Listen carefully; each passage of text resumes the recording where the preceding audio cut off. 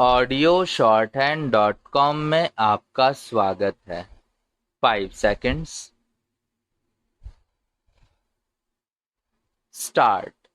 Now, between April and December, nothing has happened excepting that the advisory committee has been constituted and it met once only, just to recommend for extending the period by another 1 year.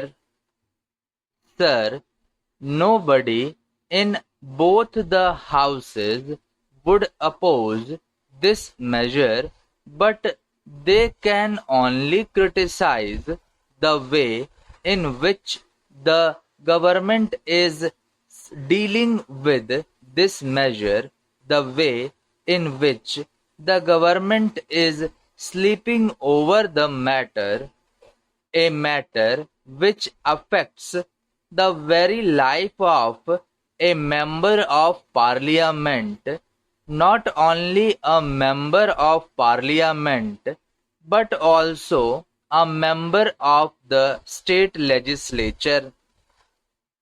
As the Honorable the Law Minister has pointed out, Article 102 of our Constitution does not define what is an office of profit except to say that a ministership or a deputy ministership or even a parliamentary secretaryship, and by a later amendment even a whip of the Congress party would not amount to an office of profit.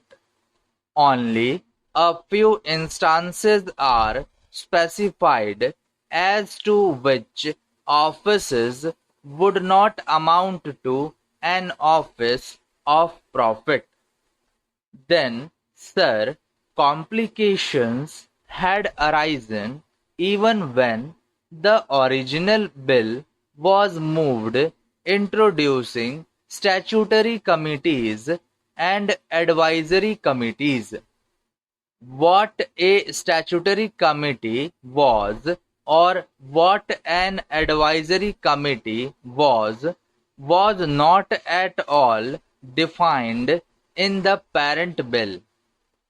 So, doubts had arisen in the minds of various members as to what would amount to a statutory committee or what would amount to an advisory committee, or even whether a vice chancellorship of a university to which are attached certain privileges like the appointment of so many persons, and all that was defined as not an office of profit, and the Honorable the Law Minister was not able to say what office would amount to an office of profit, what would amount to a statutory committee, or what would amount to an advisory committee. Sir, I have only to point out that an important measure such as this, which affects the very existence of the members of parliament, should have been given a very high priority in the matter of legislation.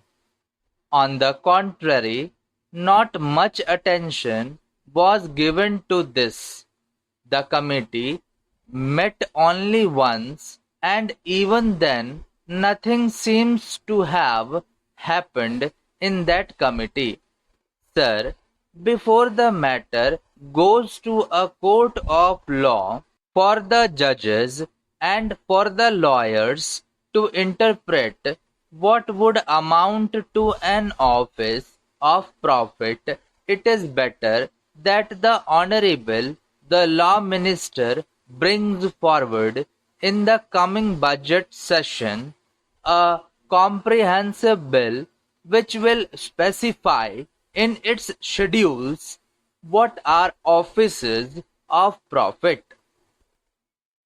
The schedules may be of a positive character or of a negative character.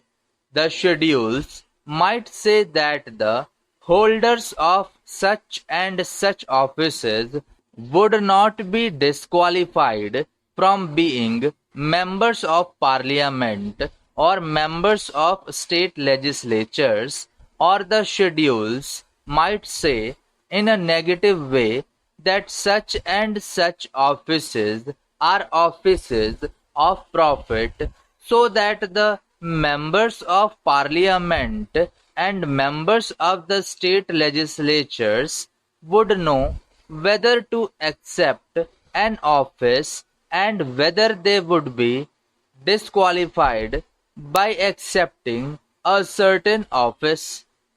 Thank you.